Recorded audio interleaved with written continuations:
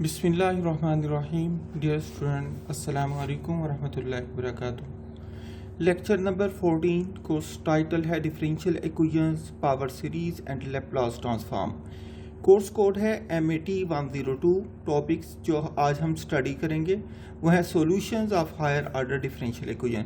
Student, इससे पहले हम लास्ट लेक्चर में भी हमने हायर ऑर्डर के तमाम बेसिक कॉन्सेप्ट और फार्मूलाज वगैरह पढ़ दिए थे। अब हम जो इक्वेशन सॉल्व करने जा रहे हैं वो हायर ऑर्डर डिफरेंशियल इक्वेशन है, लेकिन उनके जो कोफिशिएंट हैं वो कांस्टेंट कोफिशिएंट हैं।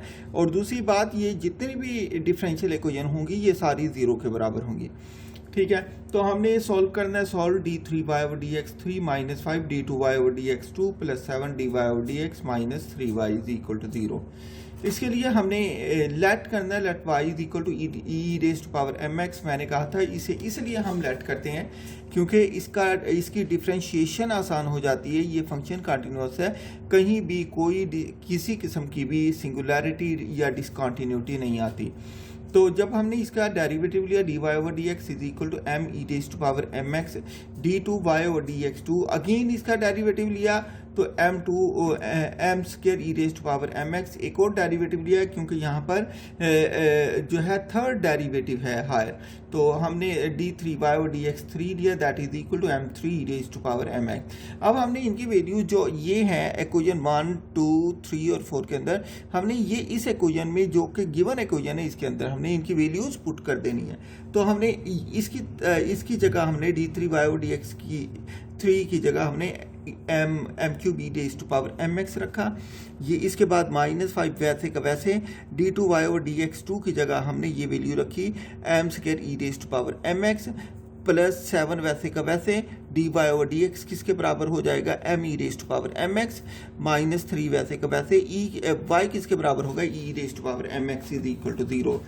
तो यहाँ से हमने कामल e⁻mx कामल ले लिया, बाकी क्या बचा m³ - 5m² + 7m - 3 e⁻mx। यहाँ पर आप देखें जो इन दोनों टर्म का प्रोडक्ट 0 के बराबर है, इसका मतलब या तो पहली टर्म 0 है या दूसरी टर्म 0 है। हमने देखा e⁻mx में m या x की कोई भी वैल्यू लें, लेकिन ये कभी भी 0 नहीं होगा। अगर ये e⁻0 हो जाए तो इसकी वैल्यू जो होगी वो 1 हो जाएगी, अदरवाइज ये कहीं भी 0 नहीं होगा। इसका मतलब हमारे पास ये टर्म जो है ये 0 है। स्टूडेंट, अब हम इसके रूट फाइंड कर लेते हैं। रूट फाइंड करने हमें आते हैं। हमने इस पर रिमाइंडर थ्योरम अप्लाई कर दिया है। Now we find the root of equation 2। Reminder theorem apply किया, हमने इसमें m की वैल्यू 1 पुट करके देखा। मैंने इसको पोलिनोमियल इन m कह दिया, इसको polynomial in m is equal to this. और हमने इसके अंदर पहले 1 पुट करते हैं, फिर -1, फिर 2, फिर -2। हमने ये देखना है कि ये पोलिनोमियल किस नंबर पर ये 0 को रिड्यूस कर जाती है। हमने यहाँ पर m पुट किया, तो m पुट करने के बाद हमने देखा ये 0 में कन्वर्ट हो गई। इसका मतलब ये हुआ कि m को दूसरी तरफ ले जाएं तो m-1 बन जाता है। इसका मतलब ये हुआ m को दूसरी तरफ ले जाएं तो m-1 बन जाता है। इसका मतलब ये हुआ जो m-1 है is the factor of equation 2, मतलब इक्वेशन 2 जो है इस पर पूरी डिवाइड हो जाती है। लिहाजा हम सिंथेटिक डिवीजन जो है वो इस पर अप्लाई कर देंगे।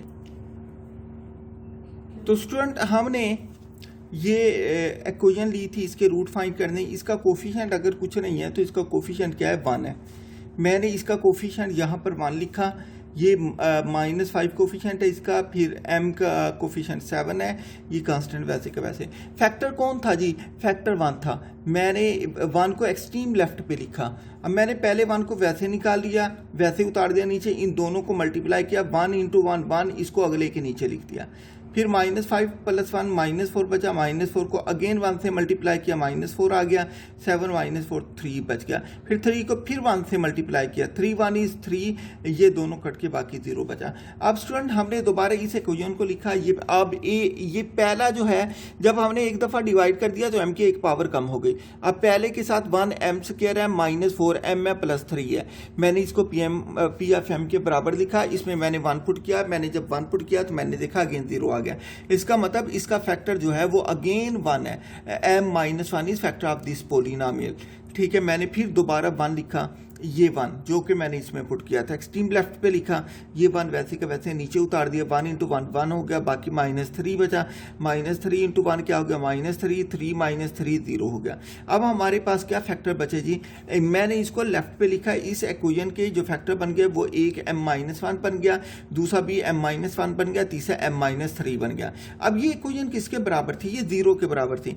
मैंने इस इक्वेशन की जगह पर 0 पुट किया, बाकी इसको एज इट इज लिख दिया। अब इन तीनों फैक्टर का प्रोडक्ट जो है वो 0 के बराबर है। इसका मतलब ये हुआ m-1 is equal to 0, m-1 is equal to 0 और m-3 इज इक्वल टू 0। यहाँ से m की वैल्यू क्या निकल आई, 1 1 एंड 3। यहाँ पर देखिए 2 रूट इक्वल है और एक रूट जो है वो डिफरेंट है, लिहाजा मैंने जो डिफरेंट रूट है उसको m1 का नाम दिया, बाकी ये सेम रूट है, इन दोनों को m2 m2 का नाम दे दिया। बेशक आप इसको भी m1 का नाम देना चाहिए, इसमें कोई मजा आएगा नहीं, उसको m2 कह दें। तो इसका जो फार्मूला मैंने लिखा, जो डिफरेंट रूट था वो c1 e⁻mx हो गया, जो इक्वल रूट थे उसके लिए मैंने लिखा c2 + c3x into e⁻m2x, y is equal to c1 e⁻m1 किसके बराबर, 3 के बराबर, ये 3x आ गया, प्लस c2 + c3x e⁻m2 दोनों किसके बराबर है, 1 के 1 हो गया। तो y is equal to c1 e⁻3x plus c2 + c3x e⁻x। ये हमारे पास जो है जी इसका आंसर आ गया। अब हम क्वेश्चन नंबर 2 देखते हैं, इसके अंदर हम देखते हैं रूट किस किस्म के आते हैं। क्वेश्चन नंबर 2 के अंदर इसने कहा है solve d3y/dx3 - d2y/dx2 + dy/dx - 5 is equal to 0। मैंने बिल्कुल इसमें y is equal to e⁻mx put let किया, इसका डेरिवेटिव फर्स्ट लिया तो ये वो आ गया dy/dx is equal to m e⁻mx, इसका सेकंड डेरिवेटिव लिया, ये आ गया m2 e⁻mx, इसका थर्ड डेरिवेटिव लिया, ये क्या आ गया e⁻3 e⁻mx। ठीक है, इसके बाद मैंने इनकी वैल्यू जो है वो इक्वेशन 1 के अंदर पुट कर दी। अब देखिए यहाँ पर हमारे पास जो है d3y/dx3, इसकी वैल्यू m² e⁻mx है, इसकी जगह पर मैंने यहाँ पर पुट की m3 e⁻mx। इसके बाद माइनस वैसे का वैसे d2y/dx2 है, मैंने d2y/dx2 ये हमारे पास स्टूडेंट ये सेकंड डेरिवेटिव था, ये और ये हमारे पास थर्ड डेरिवेटिव था।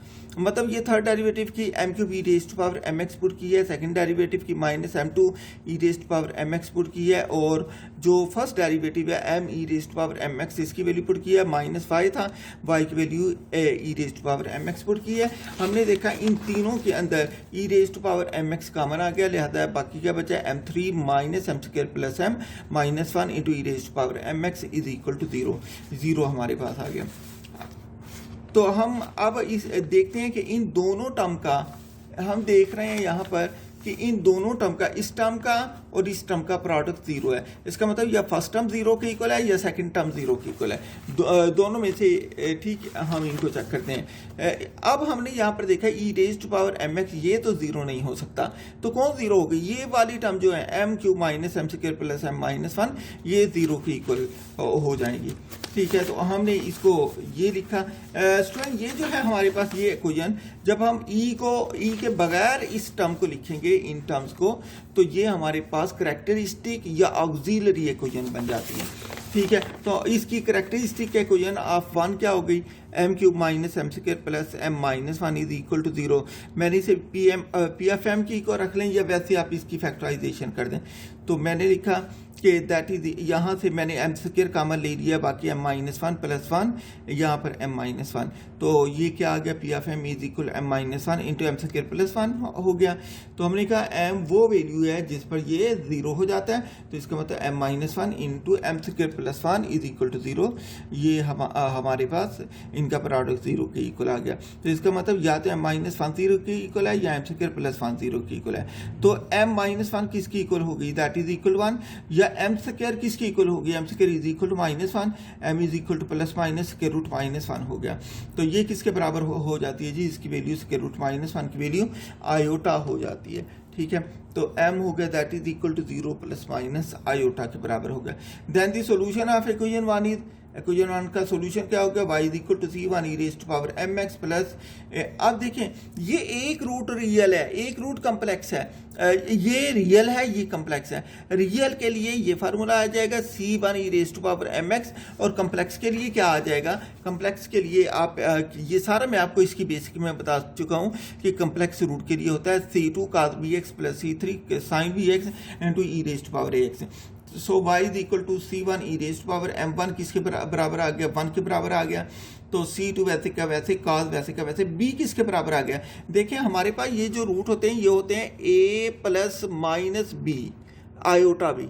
तो इसका मतलब पहला जो रियल पार्ट होता है वो a होता है, जो आयोटा को कोफिशिएंट होता है वो हमारे पास b होता है। बात क्लियर हो गई जी। यहाँ पर इसका कोफिशिएंट 1 है तो b की जगह मैंने 1 लगाया, x वैसे का वैसे प्लस c3, यहाँ पर b की वैल्यू 1 आ गई, x वैसे का वैसे, e raise to power ax है, a की वैल्यू यहाँ पर 0 आ गई, 0x। So y is equal to c1 e raise to power x plus into c2 cos x plus c3 sin x, e raise to power 0, y is equal to c1 e raise to power x plus c2 cos x plus c3 sin x इसके बराबर हो गया। Equation number 3 देखते हैं, ये हमारे पास इसका answer आ गया।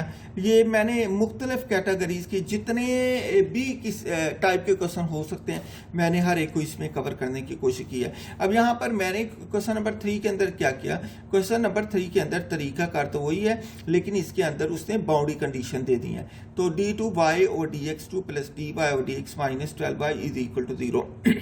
मैंने यहाँ पर y को लट किया, y is equal to e raise to power mx, इसका डेरिवेटिव लिया, dy और dx is equal to m e raise to power mx, d2y और dx2 is equal to m square e raise to power mx। यहाँ पर मैंने इसकी value put की है, d2y और dx2 किसके बराबर है, m square e raise to power mx। यहाँ पर मैंने इसकी value m square e raise to power mx put की। इसके बाद ये प्लस वैसे का वैसे है, dy और dx किसके बराबर आ गया, m e raise to power mx minus 12, y किसके बराबर आ गया, y मेरे पास e raise to power mx आ गया, दैट इज इक्वल टू 0। मतलब ये सारी मैंने वैल्यू यहाँ पर ये d2y और dx की पुट की, यहाँ पर dy और dx की पुट की, यहाँ पर मैंने 12 वैसे का वैसे y की वैल्यू पुट कर दी है। यहाँ से हमने e raise to power mx common लिया, इन दोनों टर्म का प्रोडक्ट 0 की इक्वल है, या तो फर्स्ट 0 की इक्वल है या सेकंड 0 की इक्वल है। मैंने कहा m2 plus m minus 12 is equal to 0, लेकिन जो e raise to power mx है ये m या x की किसी भी वैल्यू के लिए 0 के इक्वल नहीं होती। सो मैंने कहा the corresponding characteristic equation of 1 is m square plus m minus 12, इसके मैंने रूट फाइंड कर दिए। रूट मेरे पास आया m1 is equal to 3, m2 is equal to minus 4। दोनों रूट जो हैं वो डिफरेंट हैं और रियल हैं। इसका formula y is equal to c1 e raise to power m1x plus c2 e raise to power m2x। Student इसमें से जिसको मर्जी 1 कह दे, जिसको मर्जी 2 कह दे, इससे हमारा कोई कंसर्न नहीं है, आंसर पे कोई फर्क नहीं पड़ेगा।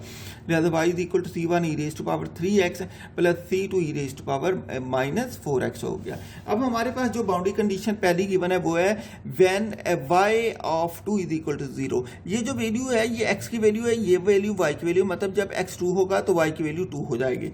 मैंने यही लिखा है when x is equal to 2 then y is equal to 2।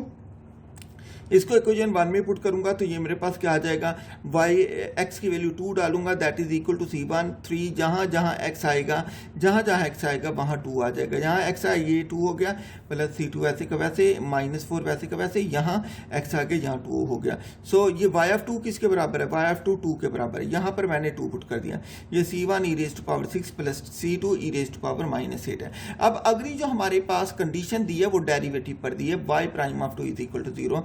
लिहाजा मैंने इक्वेशन 2 का मैंने डेरिवेटिव ले लिया with respect to x। Now differentiate equation 2 with respect to x, y prime is equal to, ये क्या हो गया, e raise to power 3x का डेरिवेटिव क्या आ गया, 3 शुरू में आ जाएगा, c1 कांस्टेंट है वैसे का वैसे इंटू e3x वैसे का वैसे।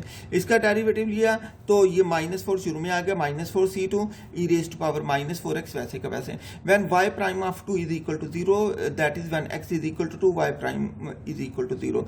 सो इक्वेशन 4 4 बिकम, मैंने यहाँ पर जब x की वैल्यू 2 पुट की, यहाँ पर भी 2 आ गया, यहाँ पर भी 2 आ गया, मुझे पता है y प्राइम ऑफ 2 0 के बराबर है, ये 0 आ गया, that is equal to 3c1 e raised to power 6 minus 4c2 e raised to power -8। अब हम इक्वेशन 3 और 4 को सॉल्व कर लेते हैं। मैं यहाँ पर देखें, यहाँ पर 3c1 है, यहाँ पर c1 है, मैं इन दोनों को इक्वल कर देता हूँ और माइनस कर देता हूँ, लिहाजा मैं इक्वेशन 3 को -3 से मल्टीप्लाई करूंगा और इक्वेशन 5 में ऐड कर दूंगा। जब मैंने इसको 3 से मल्टीप्लाई किया, ये -3 से ये आ गया -3c1 e raised to power 6 -3c2 e raised to power 8 into 2 into -3 -6 आ गया। दूसरी इक्वेशन वैसे की वैसे 3c1 into e raised to power 6 -4c2 e raised to power,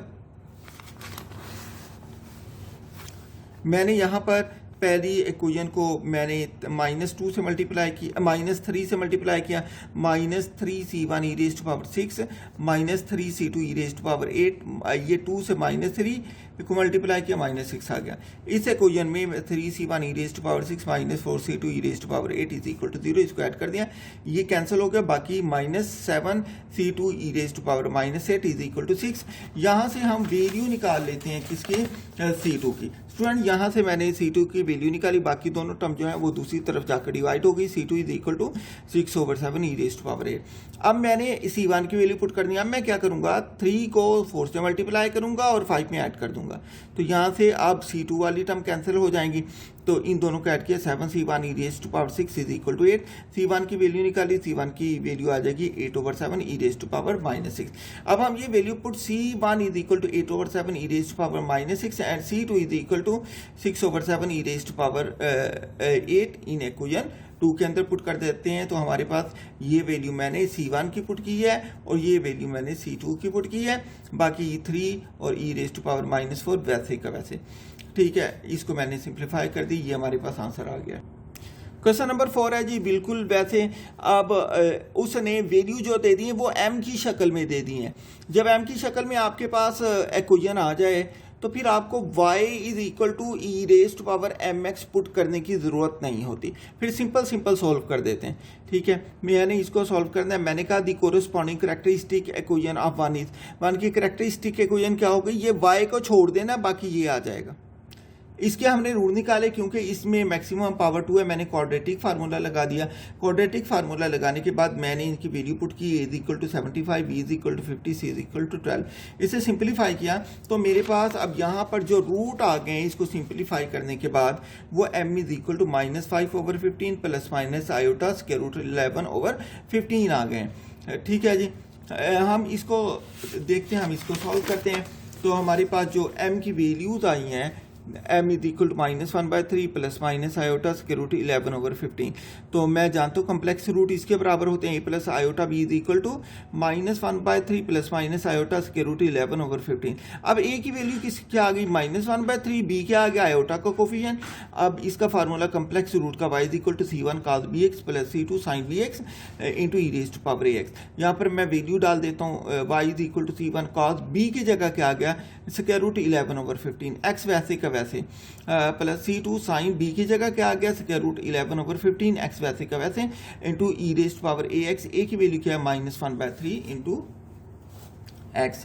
तो ये थे क्वेश्चन। इसकी प्रैक्टिस के लिए स्टूडेंट मैंने फर्दर आपको क्वेश्चन दे दिए हैं, आपने इसकी प्रैक्टिस करनी है बहुत अच्छे तरीके से, ठीक है। ये तकरीबन 19 क्वेश्चन मैंने दिए हैं, ये देख लें।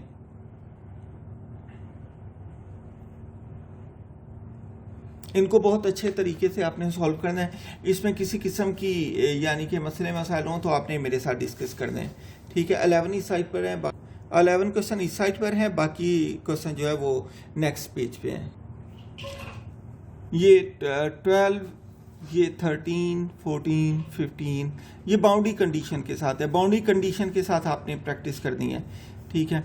तो इसके बाद इसमें किसी भी किस्म की प्रॉब्लम हो आपने मेरे साथ डिस्कस करना है, ठीक है। उम्मीद है कि इसमें किसी किस्म की आपको प्रॉब्लम शायद ना हो, ठीक है। ये क्वेश्चन देख रहे हैं, ये टोटल जो है ये टोटल 19 क्वेश्चन वो हैं जिनकी आपने प्रैक्टिस करनी है, ठीक है। इसके बाद हम नेक्स्ट जो स्टडी करेंगे ये सारा जो हमने स्टडी किया ये होमोजीनियस इक्वेशन के हवाले से स्टडी किया है। इसके बाद हम जो इक्वेशन करेंगे वो हायर ऑर्डर डिफरेंशियल इक्वेशन करेंगे, लेकिन वो ज़ीरो के इक्वल नहीं होंगी, वो नॉन होमोजीनियस हो जाएंगी। अल्लाह हाफिज़।